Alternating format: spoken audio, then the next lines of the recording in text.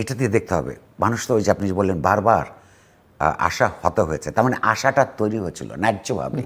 সেই একটা বড় ঘটনার মধ্য দিয়ে অপটিমিজম, যে আশার যে হোপ, এটা তো থাকতে হয়। সঙ্গে তিনি একটা কথা বলেছিলেন, অপটিমিজম অফ হোপ যেমন গুরুত্বপূর্ণ, তেমনি পেসিমিজম অফ ইন্টেলেক্ট আরেকটা জিনিস গুরুত্বপূর্ণ। কারণ হচ্ছে যদি আমরা একবারে গড্ডালিকা প্রবাহে ভাসিয়ে দিই নিজেদের আশা এবং চিন্তাকে, হ্যাঁ, সেখানে আমরা ভেসে যেতে পারি। এই কারণে যে এটার মধ্যে ভেতরকার দুর্বলতা কী আছে ক্রিটিক্যালি দেখবার জন্যে এক ধরনের যে আমরা যা চাইছি তা ঠিক নাও হতে পারে।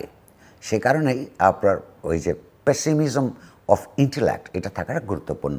আজকের বাংলাদেশ এটা অত্যন্ত প্রাসঙ্গিক এ কারণে যে প্রতিবারই আপনি আমাদের যদি আরও পেছনে যান, 1969 সালের গণঅভ্যুত্থান, কিংবা পাকিস্তানের একটা সামরিক তন্ত্রের বিরুদ্ধে 71 সালের স্বাধীনতা যুদ্ধ, তারপরে আপনি যতগুলি বড় বড় রাজনৈতিক জনগণের রাজনৈতিক উত্থান দেখেছেন, প্রতিবারই আশার সঞ্চার হয়েছে, কিন্তু সেইটা বাস্তবায়িত হয় নাই।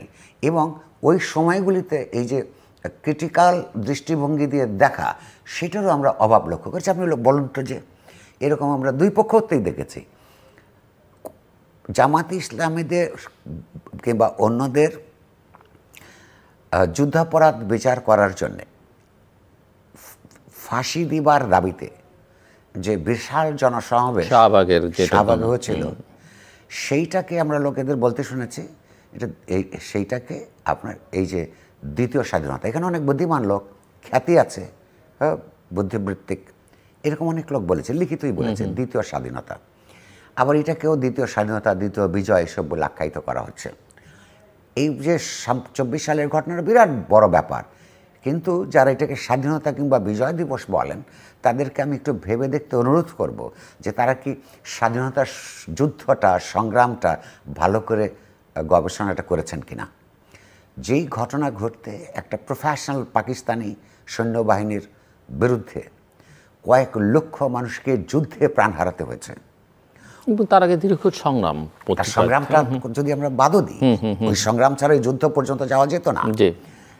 এই যে কয়েক লক্ষ মানুষকে রণাঙ্গনে যুদ্ধ করে তার মধ্যে কত মানুষকে প্রাণ দিতে হয়েছে, কত মানুষকে দেশান্তরী হতে হয়েছে, কত মানুষকে ইন্টারনাল ডিসপ্লেসমেন্টের শিকার হতে হয়েছে, কত লক্ষ মানুষ আহত হয়েছে, এবং সেইটাকে এই তখনকারী স্বাধীনতাকে লাভ করবার জন্য সারা পৃথিবীতে প্রবাসী মানুষদের যে পরিমাণ ত্যাগ তিতিক্ষা কষ্ট করতে হয়েছে, সেইটার মধ্য দিয়ে যে অর্জিত স্বাধীনতা, সেইটার সঙ্গে যদি আমরা আজকের এই মহান গণ অভ্যুত্থানকে তুলনা করি, তাহলে আমরা স্বাধীনতা যুদ্ধটাকে ছোট করে দেখব। এটা অনেক বড় ব্যাপার ছিল, অনেক বড় ব্যাপার। বিজয় দিবসটা এসছিল অনেক বড় আত্মত্যাগের মধ্য দিয়ে, এবং ঘটনাটা এমন ছিল যে একটা নয় ঔপনিবেশিক রাষ্ট্র থেকে রাজনৈতিক সংগ্রাম এবং সশস্ত্র মুক্তিযুদ্ধের মধ্য দিয়ে উত্থিত যে রাষ্ট্র বাংলাদেশ তৈরি হয়েছিল, সেই রাষ্ট্র এভাবে তৈরি হওয়ার ঘটনা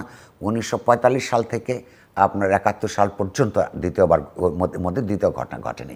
ফলে আমরা যেমন এইটাকে প্রশংসা করব, ওন করব যে আপনার 24 জুলাই আগস্টের যে অভ্যুত্থান, একই সঙ্গে যাতে আমরা ওই ক্রিটিক্যালিটিটা হারিয়ে না ফেলি। দ্বিতীয় প্রশ্ন হচ্ছে, যারা বিপ্লব বলছেন, এবং আমি লক্ষ্য করছি যে বেশ কিছু লেখাপড়া জানা লোকও এটাকে বিপ্লব, বিপ্লবী সরকার ইত্যাদি কথা বলছেন। আচ্ছা, আমি বিপ্লবের কতগুলি ক্লাসিক্যাল ডেফিনিশন আছে, আমি খুব ছোট্ট পরিসরে আমি আপনার মাধ্যমে এই দর্শকদের সঙ্গে আপনার শেয়ার করতে চাই। বিপ্লবের সংজ্ঞা হচ্ছে যেই সংগ্রামের মধ্য দিয়ে, রাজনৈতিক এবং প্রয়োজনের সশস্ত্র সংগ্রামের মধ্যে দিয়ে রাষ্ট্র ক্ষমতা থেকে একটা ক্লাস আরেকটা ক্লাসকে উৎখাত করে। লক্ষ্য করুন, আপনি যদি ফরাসি বিপ্লবের কথা ধরুন, জ্যাকোবিনরা এবং গিরন্ডিস্টরা মিলে প্রথমে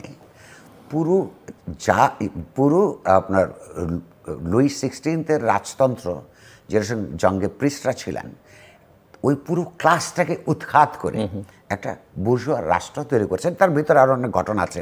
1792 সালে ওখানে সংবিধান তৈরি হয়, 1793 পর্যন্ত একটা রেইন অফ টেরর তৈরি হয়। সেই বিপ্লবের মধ্যে প্রধান নেতা রবস্পিয়ার, যিনি রবস্পিয়ারের ঘটনা খুব সুন্দর, উনি ম্যাজিস্ট্রেট ছিলেন। যেই রবস্পিয়ার ম্যাজিস্ট্রেট ছিলেন, ম্যাজিস্ট্রেসির চাকরি ছেড়ে দিয়েছেন এই কারণে যে বিচার ব্যবস্থা, ফরাসি বিচার ব্যবস্থার মধ্যে আপনার খুনের, আপনার ফাঁসি দেওয়ার নিয়ম ছিল। তিনি বিশ্বাস করতেন যে প্রত্যেকটা মানুষের মধ্যে এত বড় বিশাল বিকাশের অপরিমেয় সম্ভাবনা আছে যে প্রাণ হরণ করা ঠিক না, আপনার ক্যাপিটাল পানিশমেন্ট উনি বিশ্বাস করতেন না, সেই কারণে উনি চাকরি ছেড়ে দিলেন। কিন্তু সেই রবস্পিয়ার বিপ্লবের এক পর্যায়ে আপনার হাজার হাজার মানুষকে হত্যা করেছেন নিজ সিদ্ধান্তে, গেলোটিন দিয়ে, এবং শেষ পর্যন্ত তিনি নিজেও 1793-তে আপনার গেলোটিনে প্রাণ দেন। এবং ফরাসি সমাজের মধ্যে যেটা একটা বৈপ্লবিক পরিবর্তন বলতে যা বোঝায় সেটা হয়েছিল। একটা ক্লাস উৎখাত হয়েছে, নতুন ক্লাস ক্ষমতা এসছে, তারপর আরও অনেক ঘটনা ঘটেছে, সেটা এটা ফরাসি বিপ্লব নিয়ে নিশ্চয়ই আমাদের এই সেমিনার না। আপনি ধরুন রাশিয়ান রেভলিউশনের ব্যাপার, 1917 সালে একই ঘটনা ঘটেছিল। জারতন্ত্র ইতিমধ্যেই বিলুপ্ত হয়েছিল, শ্রমিকদের সংগঠিত সংগ্রামের মাধ্যমে বলশেভিক পার্টি ক্ষমতায় গিয়ে ফেব্রুয়ারি মাসে প্রথমে কেনস্কি গভর্নমেন্টকে দাবি করেছে অল পাওয়ার টু দি সোভিয়েটস, অর্থাৎ ইতিমধ্যেই শ্রমিক এবং কৃষকদের নানা ধরনের সংগ্রামী সংগঠন গড়ে উঠেছিল, বিকল্প রাষ্ট্রের স্বরূপ হিসেবে তাদের কাছে পাওয়ার দাবি করেছে। সেটা ফেব্রুয়ারিতে সেটা হয় নাই, নভেম্বরে গিয়ে এন্টায়ার বুর্জোয়া ক্লাসের যেসব পার্টি ছিল, পাতি বুর্জোয়া ক্লাসের যেসব পার্টি ছিল, সোশ্যালিস্ট রিভলিউশনারি ইত্যাদি, আর তাদেরকে উৎখাত করে বলশেভিক পার্টি ক্ষমতা দখল করেছে। অর্থাৎ একটা ক্লাস আরেকটা ক্লাসকে উৎখাত করেছে রাজনৈতিক এবং সশস্ত্র সংগ্রামের মাধ্যমে। আরেকটু যদি আমরা এশিয়ার মধ্যে দেখি, চাইনিজ রেভলিউশনও একই, একটা জাপ বিরোধী সংগ্রামের মধ্য দিয়ে ওইখানে এক রাজতন্ত্রের বিরুদ্ধে ন্যাশনালিস্টরা এবং কমিউনিস্টরা মিলিত হয়ে ওই পুরনো শাসক শ্রেণীকে উৎখাত করে নতুন শাসক শ্রেণী তৈরি হয়েছে। এবং সেটার সঙ্গে সঙ্গে আরও কতগুলি পরিবর্তন হচ্ছে। এটা যারা বিপ্লবের কথা বলছেন, বিশেষত বামপন্থী বলে যারা দাবি করেন, তারা এগুলো তো জানবার কথা হয়তো ভুলে গেছেন। আমরা ছোটোবেলায় তাদেরকে অনেককে চিনতাম, তারা এগুলো জানেন। যখন বিপ্লব করতে হলে একটা বিপ্লবী তত্ত্ব লাগে, বিপ্লবী একটা পার্টি লাগে, হ্যাঁ, কারণ হচ্ছে কতগুলি এজেন্ডার ভিত্তিতে নতুন পুরনো রাষ্ট্রকে পুরোপুরি ভেঙে ফেলতে হয়, হ্যাঁ, নতুন রাষ্ট্র নতুন করে তৈরি করতে হয়, এগুলি বিপ্লবের কথা। কেউ অভিযোগ করতে পারেন যে কিন্তু ক্লাসিক রেভলিউশনের কথা। হ্যাঁ, সোশ্যাল মুভমেন্টে সারা পৃথিবীতে আবার একটা নতুন প্রবণতা আমরা দেখি। সেখানেও যেটা বলা হয়ে থাকে যে ছোট ছোট বা খণ্ড বিখণ্ড নানা জায়গায় ছড়িয়ে ছিটে থাকা নানা উৎপীড়নের ফলে উদ্ভূত এই সংগ্রামগুলিকে একত্র করে বড় বড় ধরনের বৈপ্লবিক পরিবর্তন ঘটেছে। বাংলাদেশের ক্ষেত্রে 24 সালে এই ঘটনাটা ঘটে নাই। সেটার জন্য এটা যারা নেতৃত্বে ছিলেন তাদেরকে কোনো দায়ীও করা যায় না, কারণ তারা তো বিশ্ববিদ্যালয়ে যখন তারা কোটা সংস্কার আন্দোলন করছিলেন তারা তো বলেনও নাই কাউকে, এমন তো কথা বলেছেন, তারা দাবি করেছেন যে আমরা একটা বিপ্লব করতে চাই কিংবা আমরা এই সরকারকে উৎখাত করতে চাই। এটা একটা স্পন্টিনিয়াসলি সরকারের দুর্ব্যবহার এবং নৃশংসতার কারণে এবং সেই নৃশংসতার সামনে বিরচিতভাবে দাঁড়িয়ে শেষ মুহূর্ত পর্যন্ত লড়ে যাওয়ার কারণে সরকারের পতন ঘটেছে। এই সরকারের পতনের মধ্য দিয়ে পরে আমরা একটা নতুন সরকার লক্ষ্য করেছি। আপনি লক্ষ্য করুন অন্তর্বর্তীকালীন, এবং আপনি লক্ষ্য করুন ফরাসি বিপ্লবের মধ্য দিয়ে যারা বিপ্লব সংগঠিত করেছিলেন তাদের সরকার প্রতিষ্ঠিত হয়েছিল।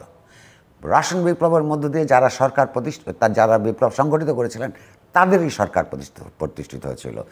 আপনার চাইনিজ বিপ্লবের মধ্যে একই ঘটনা ঘটেছিল। এখানে যারা নেতৃত্ব দিয়েছেন তাদের সরকার প্রতিষ্ঠিত হয় নাই, তাদের প্রতিনিধিত্ব আছে, তাদের মনোনীত ব্যক্তিবর্গও আছেন, কিন্তু এই সরকারের নেতৃত্ব তাদের হাতে না।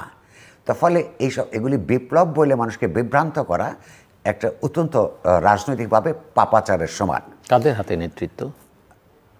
আচ্ছা, নেতৃত্ব আমরা দেখতে পাচ্ছি নেতৃত্বের একটা ভালো দিক আছে।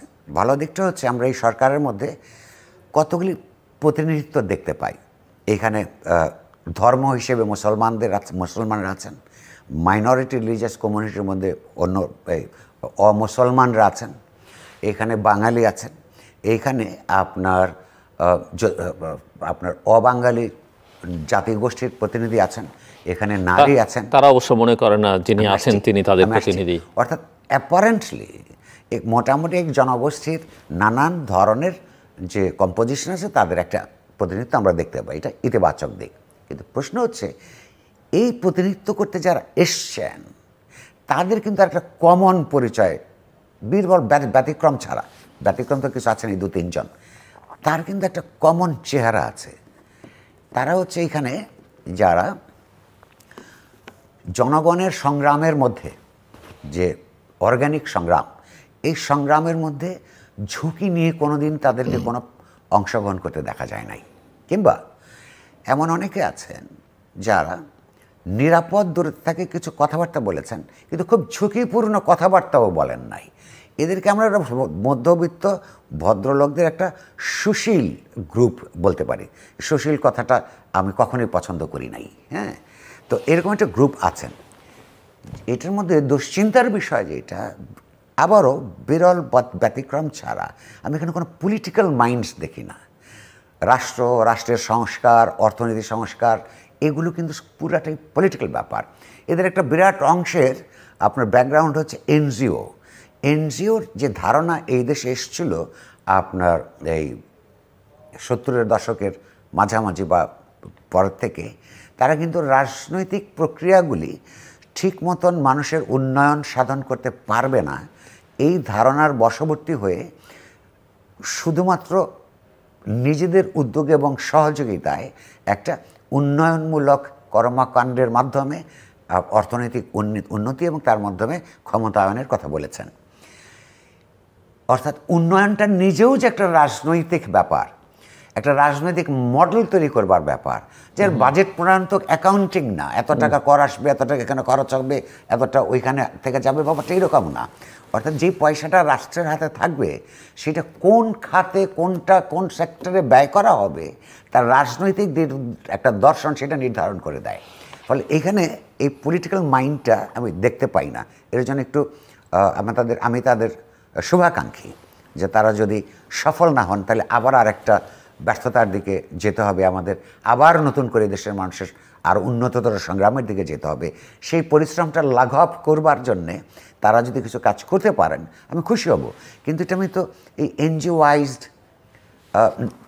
নিজেরা পরিচিত একটা গ্রুপ, এরা পরস্পর একসাথে ডিনার করেন, অনেকেই একসাথে বিনোদন করেন, কাজকর্মও করেন একই সার্কেলের মধ্যে প্রায়। এইটা কি সারা বাংলাদেশের ভেতরে জেগে ওঠা যে রাজনৈতিক আকাঙ্ক্ষা, যে তার সত্যিকার অর্থেই একটা সর্বব্যাপী গণতান্ত্রিক সংস্কারের আকাঙ্ক্ষা, কিনা বিপ্লবের কিছু নাই, আকাঙ্ক্ষা বাস্তবায়ন করতে পারবে কিনা সেটা নিয়ে আমি একটু ক্রিটিক্যাল থাকব। এই পেসিমিজমটার জন্য আপনারা আমাকে ক্ষমা করবেন, এটা critical pessimism of the intellect. আর কিছু আরেকটা ব্যাপারে আমি ঠিক এখনও মন্তব্য করতে পারবো না, এই কারণে যে একটা অদ্ভুত ব্যাপার দেখছি আমি। এই দেশের মানুষ শেখ হাসিনার স্বৈরতান্ত্রিক সরকারের পতনের পর যে আকাঙ্ক্ষা তৈরি হয়েছে এটা তারা বুঝছেন কি বুঝতে পারছেন না, এটা আমরা বুঝবো কী করে? বুঝবো যে এটা সরকার প্রধান সরকার গঠন করবার পর এটা সারা পৃথিবীতে হয়ে থাকে যে যেই জনগোষ্ঠীর উনি সরকার, সেই সরকার তরফ থেকে সারা দেশবাসীর উদ্দেশ্যে একটা বক্তৃতা দেন, যে বক্তৃতার মধ্যে তাদের আদর্শ কী, তারা কি করতে চান, তারা কতদিনের মধ্যে কি করতে চান। যেহেতু এটাও একটা অনির্বাচিত সরকার, তার নিশ্চয়ই রাজনৈতিক এবং সামাজিক ন্যায্যতা আছে, লেজিটিমেসি আছে, কারণ একটা সরকারকে উৎখাত করে সংগ্রামের মধ্য দিয়ে তার উত্থান ঘটেছে। তো তার আইনগত লেজিটিমেসির জন্য উনি কী করবেন এবং কীভাবে এই গণতান্ত্রিক সংস্কারগুলি উনি সম্পন্ন করবেন, এটার আমাদেরকে তারা অফিসিয়ালি জানান নাই। দুর্ভাগ্যের ব্যাপার হলো আজকে সকালবেলায় দেখলাম প্রফেসর ইউনূস অন্য একটা আন্তর্জাতিক সেমিনারে 4টা এজেন্ডার কথা বলেছেন, অর্থাৎ বিদেশিদেরকে বলেছেন উনি ইলেকট্রাল সিস্টেম রিফর্মস করবেন, অর্থনীতির সংস্কার করবেন, জুডিশিয়ারি সংস্কার করবেন। এগুলি তো অবশ্যই দেশের মানুষের জন্যে। গণমাধ্যম সংস্কার করবেন, এইটা দিয়ে রাষ্ট্র ইন্টারভেনশন করে কিভাবে গণমাধ্যম সংস্কার করবেন বা কী নীতিমালা প্রণয়ন করবেন আমি জানি না। কিন্তু প্রশ্ন হচ্ছে এটা আমাদেরকে শুনতে হলো বিদেশে দেওয়া একটা সেমিনারের বক্তৃতা থেকে। এর জন্য প্রথম দায়িত্ব ছিল দেশের মানুষকে বলা। নির্বাচন এবং বহুদলীয় গণতন্ত্রের কথা বলেছেন এবং তার আগে এগুলো করতে চান সেটা বলেছেন। আচ্ছা, তো প্রশ্নটা হচ্ছে যে কিন্তু এটা খুব পরিষ্কার করে যে বলছেন না, ফলে তাদের লক্ষ্য এবং উদ্দেশ্য সম্পর্কে আরও যদি উনি তারা দেরি করেন অনেক আপনার প্রশ্ন উঠবে, যে প্রশ্নগুলি তাদের জন্য খুব তেতো হয়ে উঠবে। তার আগে এগুলো করা দরকার বলে আমি মনে করি। সো এই পর্বে আপনি বলছেন যে নানা রকমের বড় একটা মহৎ রাজনৈতিকভাবে ছাত্র গণঅভ্যুত্থান হয়েছে। এই গণঅভ্যুত্থানের মাধ্যমে মানুষের ভিতরে অতীত স্বৈরাচারী সরকারের বিরুদ্ধে যে গণতান্ত্রিক আকাঙ্ক্ষা তৈরি হয়েছিল সেটা বাস্তবায়িত করবার একটা সুযোগ তৈরি হয়েছে। সো আপনি বলতেছেন যে সময় যত যাবে তত নানা রকমের সন্দেহ দানা বাঁধতে শুরু করবে, যদি না তারা খুব স্বচ্ছভাবে সংশয় তৈরি হয়।